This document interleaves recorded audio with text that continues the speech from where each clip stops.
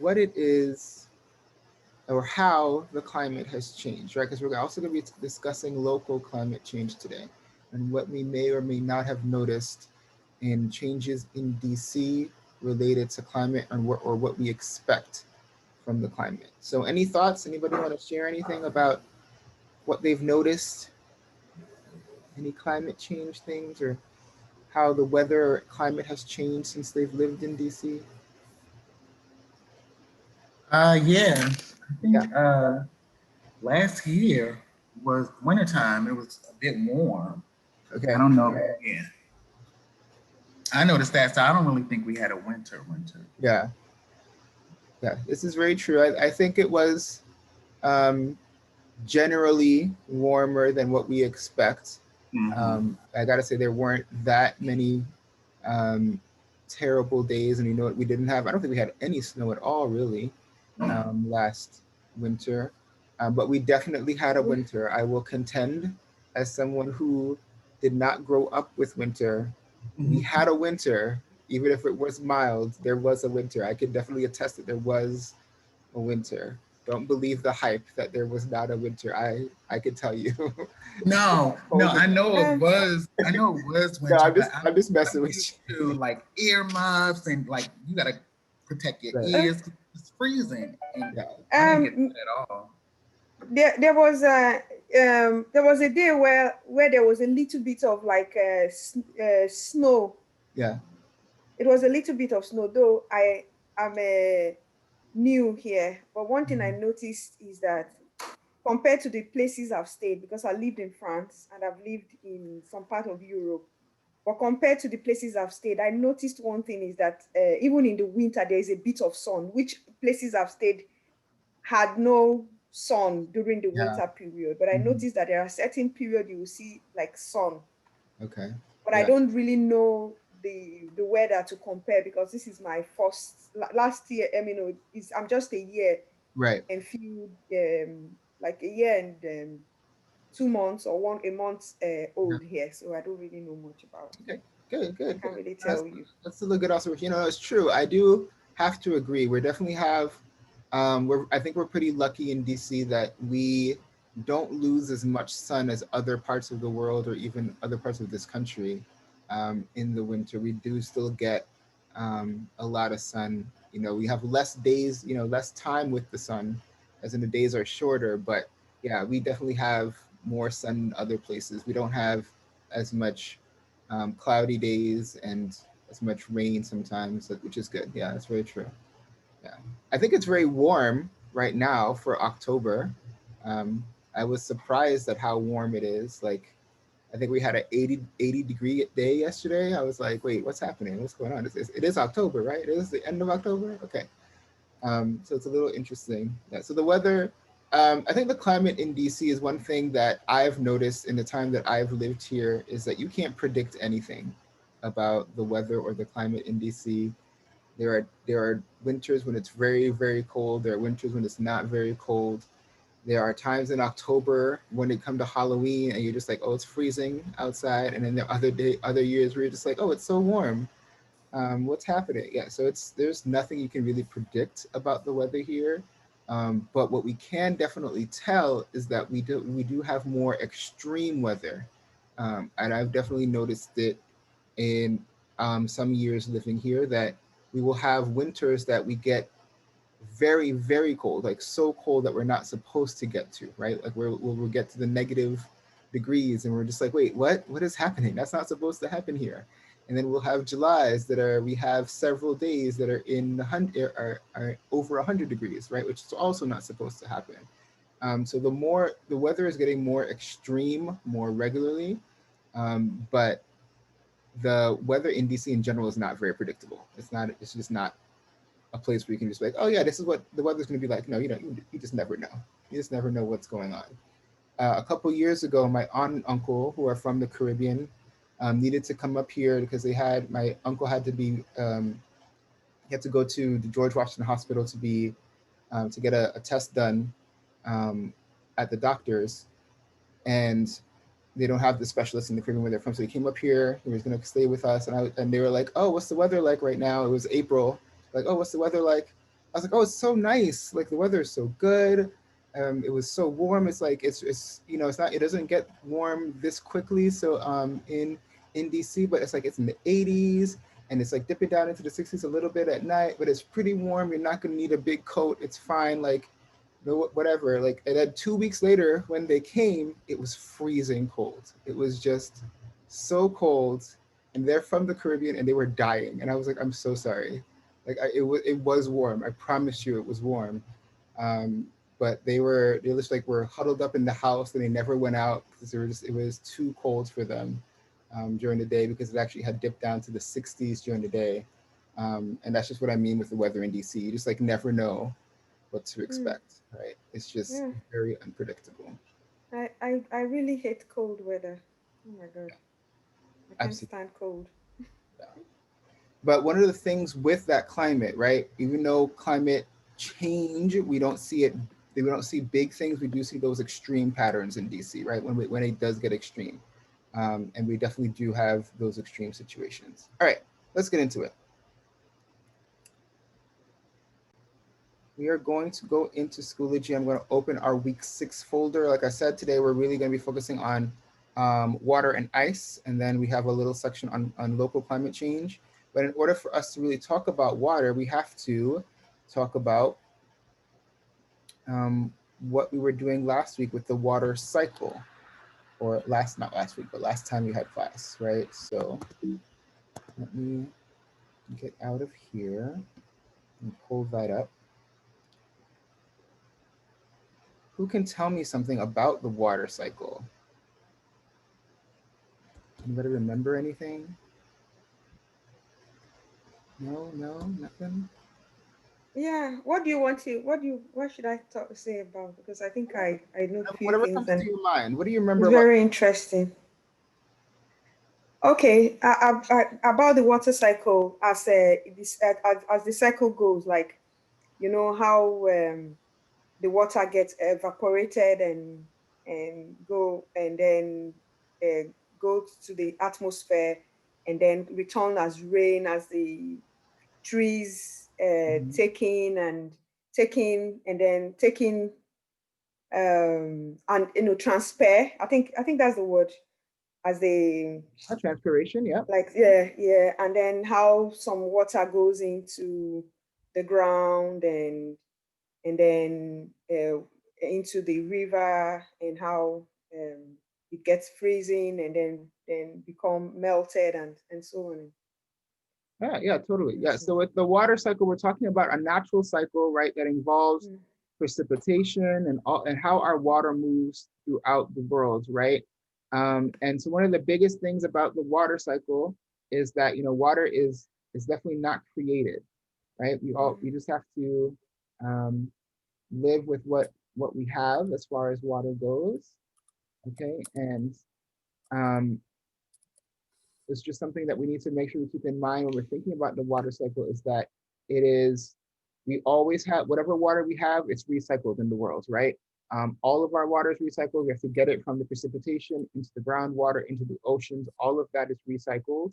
And so what water we have is a very important thing we have to think about as we go into what we're going to be looking into today, which is the similarities in like how that really works, and thinking through things like this extreme ice survey, and looking at what our world really looks like. Okay, so let me get into that with you all.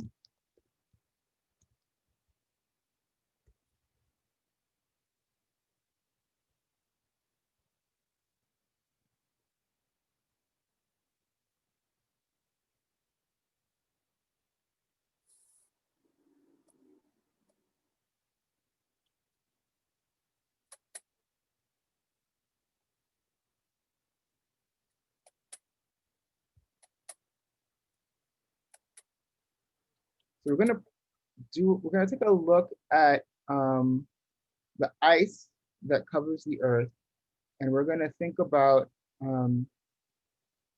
this situation here. and what this means. We're going to take a look at a couple of videos. It's just a couple minutes long, each of these clips. And we're going to take a look at how the ice The sequence is Glacier, which is in West Greenland. There's a helicopter for Wait, sorry. I'm not seeing anything, Mr. J.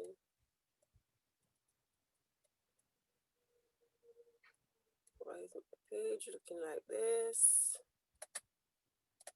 All right, so make sure you guys are in Zoom. I am sharing the video in Zoom. I just have to make sure that I have the sound turned on. Okay, I do.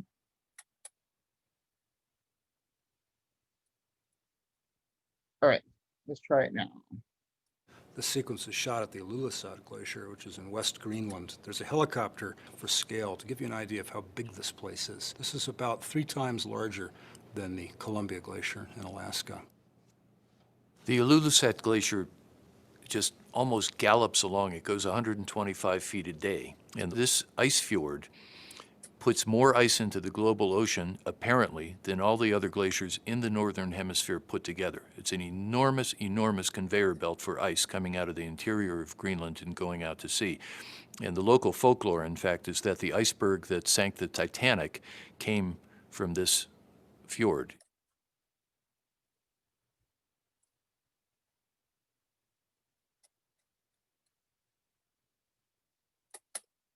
Okay, so who can describe to me what's happening in this clip?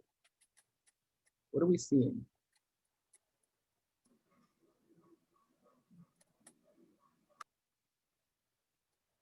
Is that supposed to be ice? Because it looks like snow to me. Yeah, so it's ice. So this is ice in Greenland, right? And what we're seeing is how it's moving because it is melting. The glacier itself is melting, and so it's moving into the ocean current and breaking apart. So this is the flow of the ice as it's melting. Okay.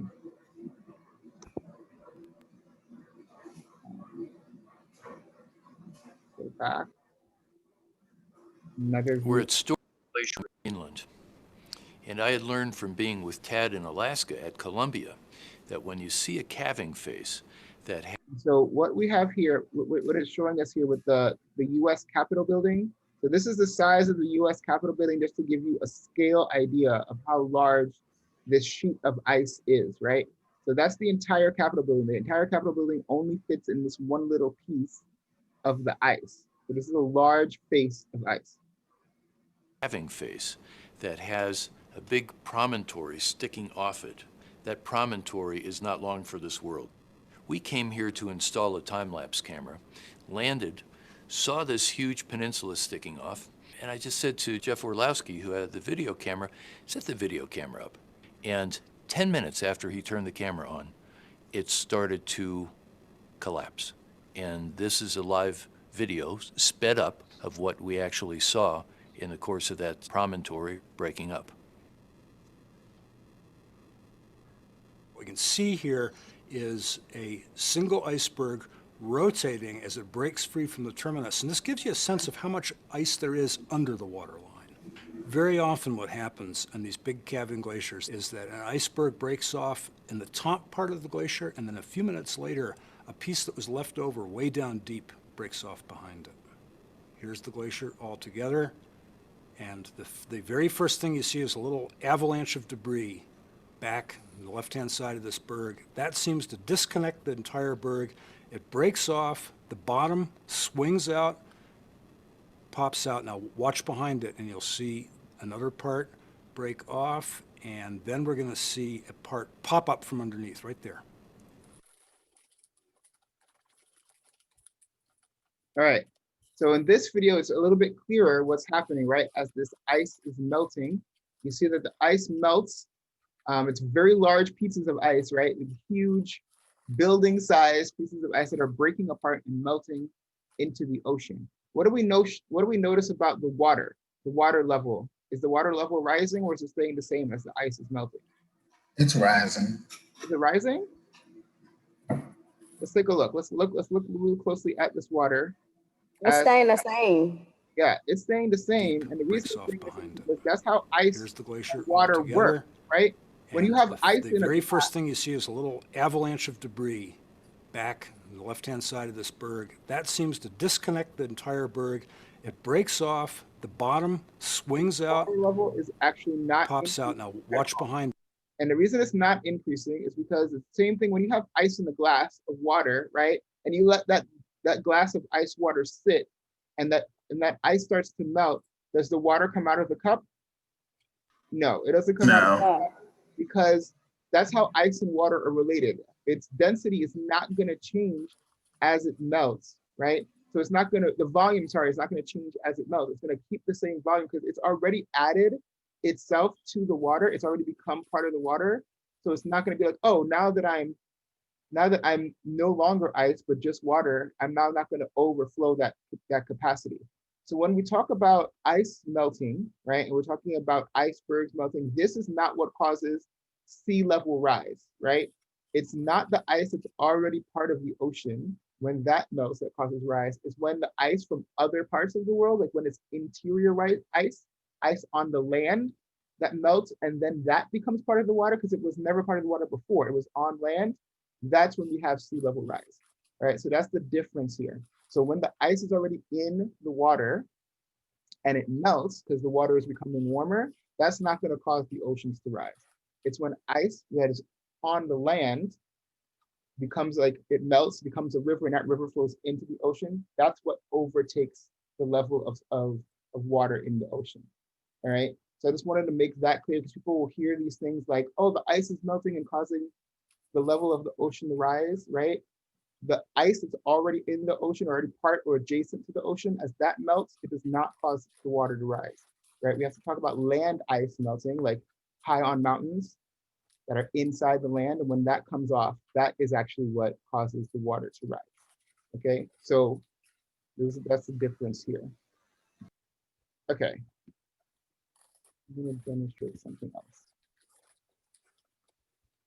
So there's a quote here. So the scientist that's narrating this video, his name is James Baylog, and he's an environmentalist. And he says that the only way, essentially, that we can learn about how science is, how the importance of science is really by making sure science is more related to art. So we need to have more photography, more video of science and then the changing world for people to actually understand what's going on, right? So what do you think about this? Do you think that that's true? Is that a true statement? Do you think that the only way people learn about why science or climate is important is by looking at images of the world? Like, do we learn anything by watching those videos that we just watched?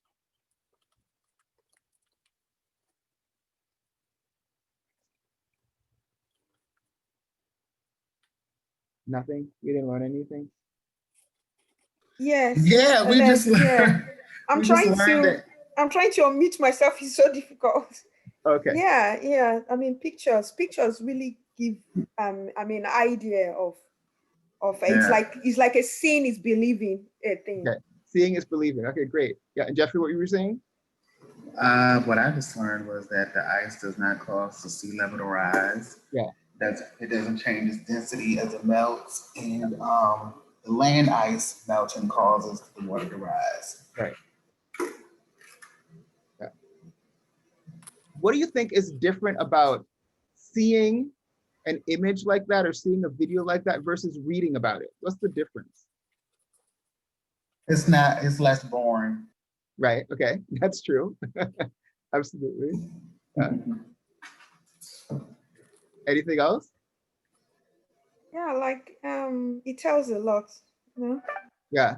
You So there's you an old see it saying that tells like a a lot. picture is worth 1,000 words, right? And I think Mhm. one of the things is that we can talk about these kinds of things all day, right? We can have a whole in-depth discussion about what's happening with the climate, how the climate is changing. But until you actually see a piece of ice bigger than the Capitol building break off, right, of another larger piece of ice, you're just like, nothing is happening. There's no ice that's melting. What are you talking about? Like, that's you're making this stuff up, right? But we can see that it's happening, right? We actually just visibly saw that. And that's a large piece of ice to just break off, right? And so while that ice melting doesn't cause the sea level to rise, what it does indicate, right, especially if that ice has been around for a long time, is that the earth is warming, right? If that ice is not supposed to melt, like if that ice has been there for a long period of time and then suddenly it is melting, it's because the oceans are too warm, right? So that's another thing that those videos will indicate to us, right? That visual evidence is really what we need for a deeper understanding of what's going on in the world, okay? All right, so I assigned you guys something to watch last week, or the last time we were in class, which was week 5. I'm gonna go back to that interview because I wanna show a little clip of that interview that I wanted you guys to watch because we're gonna talk about it as we think about climate stories and local climate change.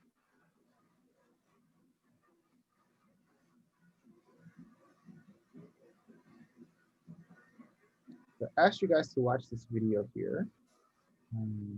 Not everybody did, which is fine. As a journalist, you've covered everything Off a little through bit. This interview, this person's a journalist and he's writing about his hometown. His hometown was affected by a few hurricanes a while back. And what he's going to talk about here is the importance of telling that story. actually something in the order of 12 to 14 different regulations and steps of increasingly restrictive water provisions that they had. So they started out mostly on a voluntary basis, saying people we would like you to not water your plants, to recycle your shower water if you can.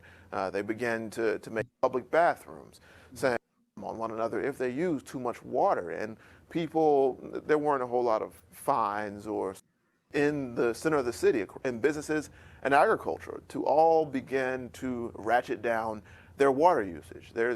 It's unambiguous. People immediately began slowing their consumption of water. But as the restrictions grew more, as the messaging became more and more dire, as it became clear that there were inequalities in the access to water in the first place, that's when you saw some of the social breakdown, some of the higher pressure on local elected officials. You saw people protest the very idea of day zero. They did not believe that the government was necessarily telling the truth about when it was, how much they knew about when it might be, and the science behind the predictions. And actually, they may have been vindicated in the end because it did not happen. And then you see the old divisions within the city, within the province and the region, began to become stories again and began to be deepened as these tighter restrictions fell heavily on lower middle class families. You saw people who were living in the inside of the city, who were living in wealthier places, who were whiter and had better access to water, we're blaming the fact that Cape Town was growing. And that's always a code word for poorer people coming in for work. You saw people blaming it on the informal settlements. Okay, so this clip, I just wanted to just go through a little bit here, right? Because we talk very abjectly or objectively about water. We talk about global water, we talk about the ocean, ice melting, all of these things, right? But at the end of the day, water is super important, right? We've talked about the water cycle. We know how important the water cycle is, but really water is important to our daily lives. What this journalist had to bring to light is that there wasn't enough access to water in his town, right, in North Carolina. And it was restricted because of that they had all these restrictions that came through from the government, but there was not enough stories about why there isn't any access to water, right? And the importance of water in this town. And as the climate changed, they had less and less access to water, right? To good, clean water and access to water. What we're talking about here is the importance of water, right, in general, and what that means for climate change.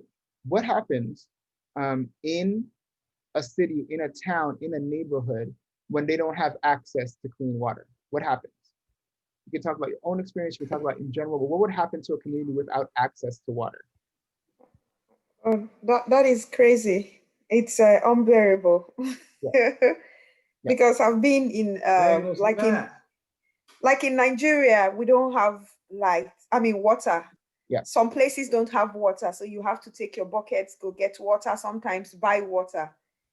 And I tell you, it is, even now you can, if you have money, you can buy water. You will make provisions for it. Mhm. But if you don't have money, I mean, it's crazy because you can't take your shower, you can flush your toilet, everything is just wrong. Yeah, absolutely.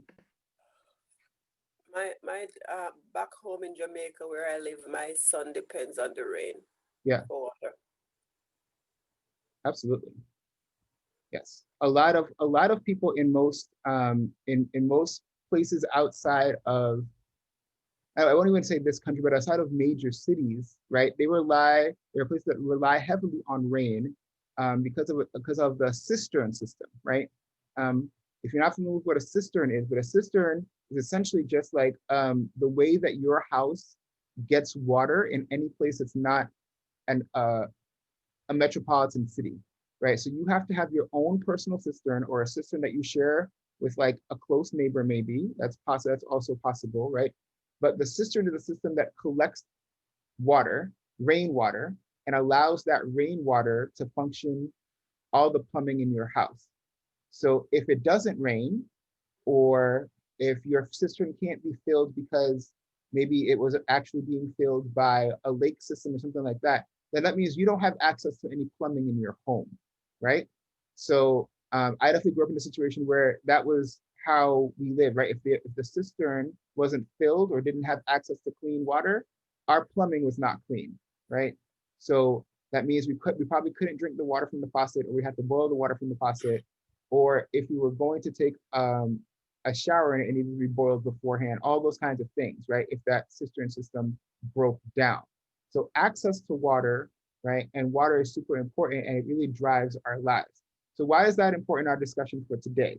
Well, if we think about local climate change, right? That's actually the biggest thing that's going to be affecting DC in recent times, is going to be how water and our access to water is going to change as the climate becomes more extreme in DC. Because as the weather becomes more extreme in DC, what's going to happen here is there are going to be more storms. These storms are going to overflow our rivers that bound us. We're bounded by two rivers, right? The Anacostia, the Potomac. There's going to cause those places to flood. The neighborhoods that are close to those two rivers as well will flood. And a lot of that land, while some of it is federal land, a lot of it is actually neighborhood and poor neighborhood land where people are living. And they're not going to have access to clean water because their water is going to be overflowed by this dirty river, right? So this is something that's actually going to be impacting DC sooner rather than later. In 2018, there is, the federal land that normally floods twice a year, but normally no more than 5 times a year, actually flooded 22 times. So DC flooding is becoming more and more prevalent, right? And we know recently we had like a couple of months ago, we had this like rainstorm, right? That caused some major flooding in DC. DC is flooding more and more easily because there's more people, the ground becomes more saturated in general, and there's nowhere for that water to go, okay? So, and that's gonna get into our water system. So access to clean water and water in general is going to be something that really impacts DC as our climate is changing. All right. Okay. So in practice 3 this week, you guys can reflect on that and that idea when you guys get a chance, and I'll release you all later to give you more time to work on that. Practice 3 will be talking about and thinking about how local climate change will affect DC. And so I mentioned that already, what I've learned about what's going to be changing, and you can reflect more on that, on how access to water is going to be important. Or you can even do your own Google research, look on Washington Post, and see what they have mentioned about climate change. There's a lot of information out there, so feel free to do your own research. But I think it's important for us to think about how local climate change is going to affect us, right? And things like climate change become more and more important when we think about it locally, right? We have to start with a local perspective. We can't really worry about what's going on in the world necessarily because it's very distant, it's very far away, right? But if you think about yourself, right, and what changes are going to have to be made for you to continue to live the way that you live, that's when you kind of think about, well, okay, maybe now I have to make some adjustments and make some things different to make sure that I continue to live the way that I'm used to living, for instance. All right, so that's an important idea and an important thought, like water, right? And this water cycle we started talking about, right? Ice, as we started talking about it, and now thinking about locally, like this, it comes full circle, okay? Like this is why we have to begin these discussions and think about how all of this science is connected and how we fit in to these cycles, okay? Any other thoughts about water and access to water or local climate change?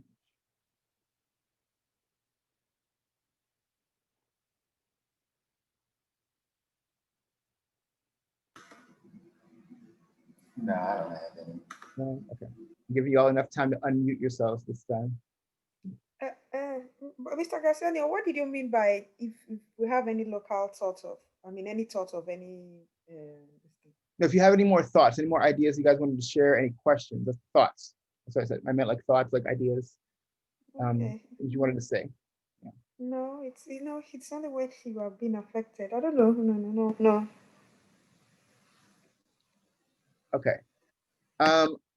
We also discussed the carbon cycle briefly in our last class, only to compare it to the water cycle. So let's think about the carbon cycle and how the carbon cycle might affect our local climate change. So can anybody remind me what the carbon cycle is or what it looks like, what it involves? Anybody remember who was here a few weeks ago? Maybe to talk about the carbon cycle. If not, I can just pull up the picture. Anybody remember the carbon cycle?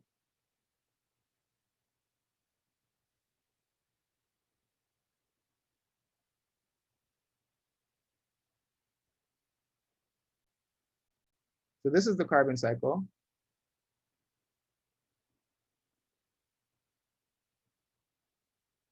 How do we think this carbon cycle will play into climate change for DC? What might stick out to you? Anybody, any thoughts? Based on what we talked about before.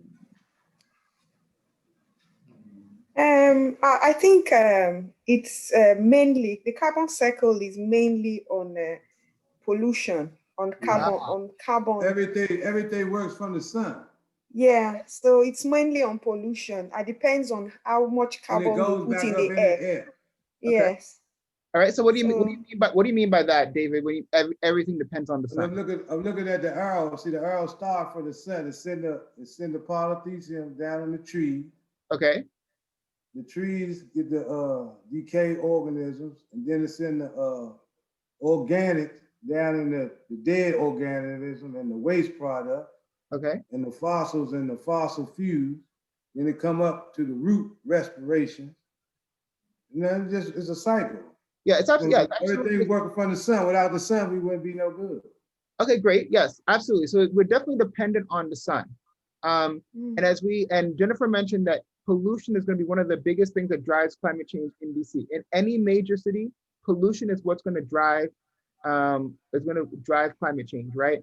And for us specifically, as we continue to grow, because we're a city and we attract people, right? People always want to move into DC or near to DC. But what happens when people move in? We're going to have more cars, right? And more emissions, which causes more carbon to be in the air. Yeah. Right. And if we have more carbon in the air and less trees, what's going to happen? We're going to die. We're not going to die. We're not going to die.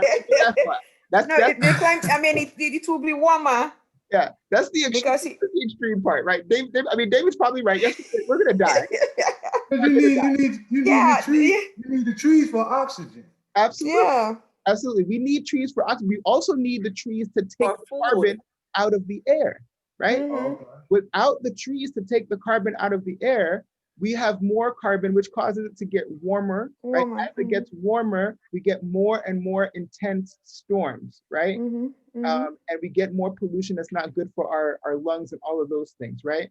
But as we Yeah. get more people, we get more cars, we have more carbon in the air. When we have more people, of course, we're like, oh, well, we don't need that park anymore. We need another high rise, right? So let's go build another high rise, take out all these trees. As we take out more trees, we have less places for that carbon to go, right?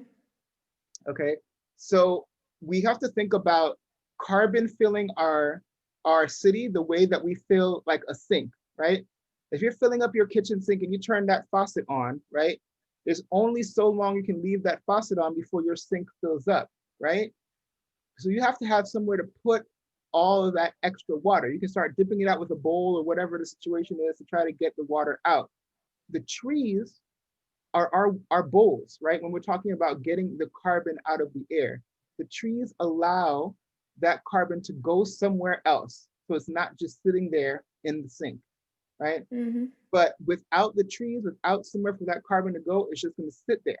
And as that stuff just sits there, it's gonna cause the earth to become warmer, our city to become warmer, the temperature to become more extreme. And that's when we're gonna have more and more effects from that climate change, all right? Okay, so that's how that carbon cycle is going to play into local climate change. That's those storms that I was talking about getting more extreme. The carbon cycle is going to increase the ability for that to happen, right? As more people move to DC, more cars, more pollution, less trees, right? And that's what's going to drive a lot of that change. And right? it will also affect the rivers and the seas and all the rest. Yeah, so it's going to affect the rivers as well. Yeah, absolutely, right? Because we're not going to have as much, there's not going to be as much space for that water to go, right? Yes, all of those things are going to happen. Hey, Mr. Graciano. Yes. I was just thinking about something with that ice and that water, right? Yep. It ain't the same with ice and like juice or soda. Correct. That's very true. Why? Because if you put ice, if the cup is full with Yep. juice or soda, you put ice in there, it's gonna overflow. That's right. Why? Why is Why that? would it do that? Because I'm trying to ask you. why do you think? Why do you think it's going to do that? It's not mixing in like it mixed in with the water?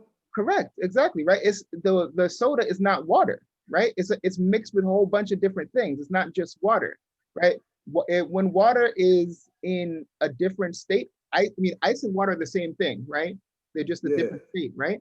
But juice and water are two completely separate things. So as that ice melts and it tries to become part of that juice, it can't become part of the juice because the juice is not all water. It's mixed with other things. Okay. That's what causes it to overflow. Yep. I just thought about that. Yeah, that's right. Yeah, good. That's really good. Yeah, absolutely. It's all, yeah. No, I've not thought about that. It's a good thing he brought it up. I didn't. It's a great thing you brought it up. Yeah, it is true. If you put ice in soda or in juice, it will cause it to overflow as it melts, right? Because it can't incorporate, right? It can't incorporate. Now think about that as you're putting some of those things into your body, right? Your body is 75% water. What does that mean when you put that stuff in your body, right? And that's why you go to the bathroom. Yeah, absolutely. To take some out. Totally, absolutely, all of that. Okay, yes. I love it. Okay, we are making these connections. That's what I wanted us to be able to do. I'm so proud of y'all. Like, you don't know how happy it makes me when you guys are making these science connections. Like, this is what I want, right? This is what I want us to see. All right, so one other thing, as we think about the population of people increasing in DC, trees going away, things like that, what's some of the other things that become more difficult? And I want to think about, in Ward 7 and 8, where a lot of you live, what's happening as far as being able to have access to food? Say that again. What's happening in Ward 7 and 8 as far as people having access to food? Like, how many grocery stores do we have in Ward 7 and 8? How many? Oh, it's very limited. It's very limited. Yeah. Okay. In Ward, I'm gonna tell you, in Ward 8, they got a giant in the Safeway. Yep. And on the other side, they got, on 6D, they got a Safeway. Yep. So it is very limited on your resources. The food, they have to go outside their area to get food. I mean, that's basically anywhere in DC. You have to really, if you're going to get good quality food, you have to go outside of your area to get the good quality of food.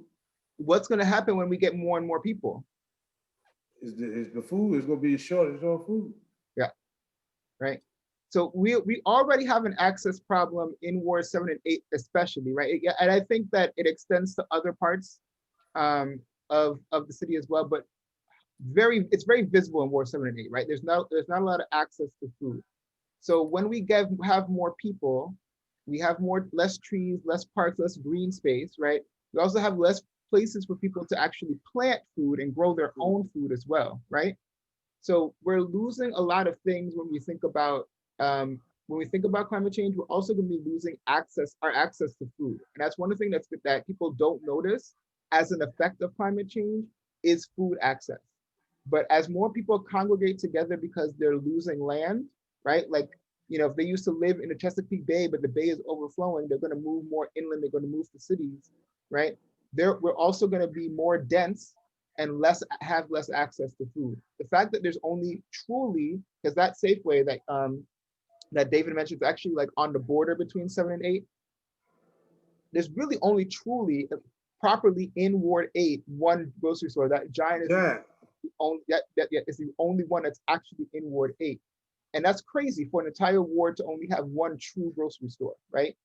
And the fact is they have to rely on Maryland and other parts of the city to support their food access, right? We have to remember that that's one of the things that will also change as climate change affects this city is food access will also be affected, right? We're going to lose more and more access to food. So that's another thing to kind of think about and put in your brains as we think about climate change.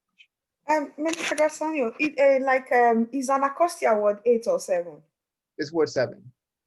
Oh, okay. Yep. Thank you. No, wait, I'm sorry. Most of Anacostia Ward 8 is 8.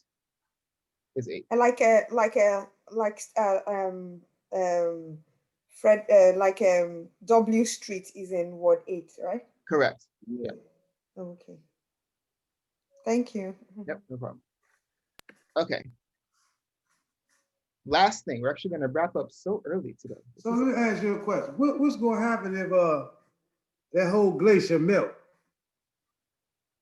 So what's going to happen if that whole glacier melts is that it's going to help to cool the sea temporarily, but it just means that the sea is warming too much, right? With too much warming in the sea, it means that we just have too much carbon in it. The same thing like with thinking about overfilling our sink. There's too much carbon in the sea, it needs to go somewhere else, right? And so we just need to, in order to counteract that, we just need less pollution. Hopefully that whole glacier does not melt, right? We're trying to make sure that we don't have as much pollution to cause the entire glacier to melt. So that's why they tell people don't throw stuff in the lakes and all trash. Yeah, because all of the pollution, all of the air pollution, all the general pollution in the world is what's going to cause more carbon to just be freely roaming around in the air. And as it flows around in the air, it can end up in the ocean, and the ocean can only have a certain amount of carbon before things start to die, before it gets too warm and it causes ice to melt.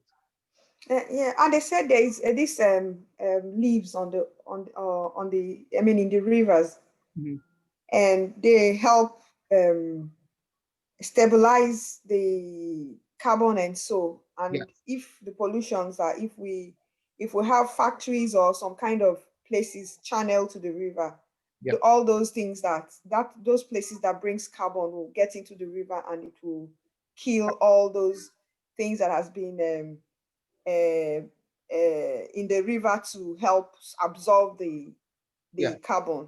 Yeah, absolutely. Is that right?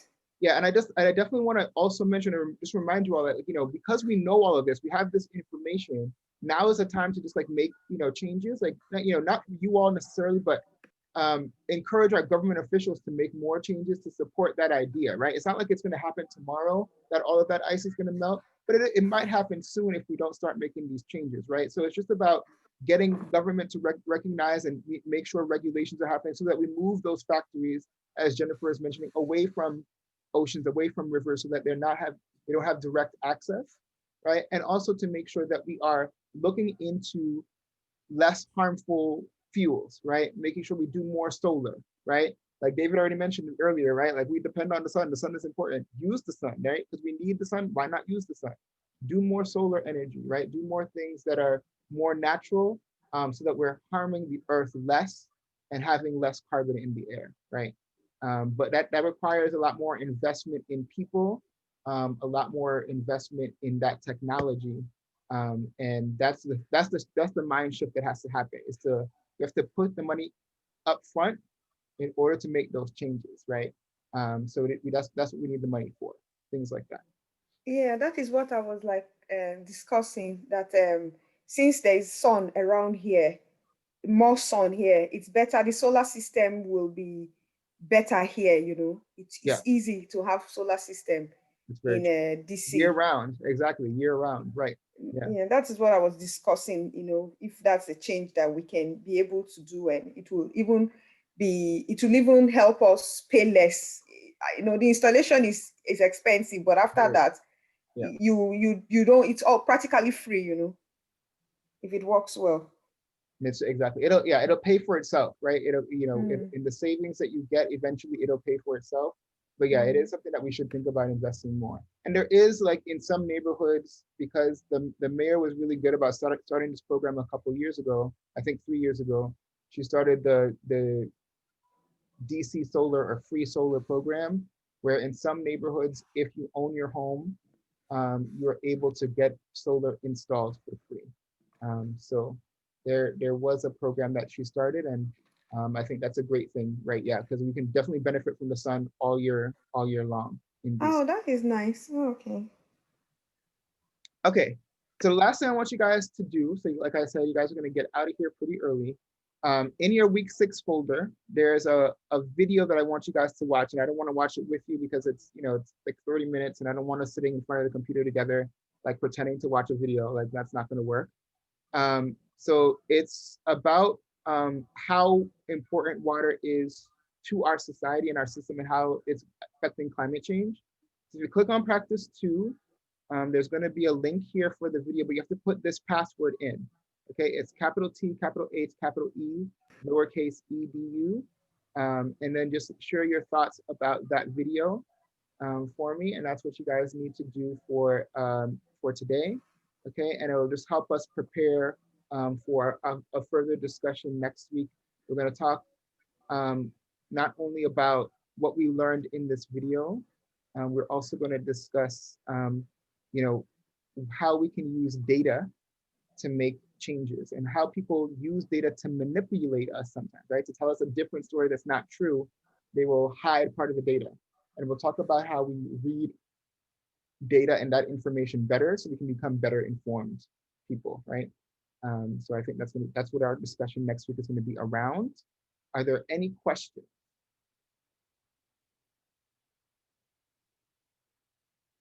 So we only going to watch the video, there's no questions? Yeah, it's just, the questions are really just write, what is it telling you? So write down what it's telling you, what other questions you might have, anything that stands out to you. So it's not like it's not a comprehension thing, it's more of a, what does it make you think about? Those are the only questions.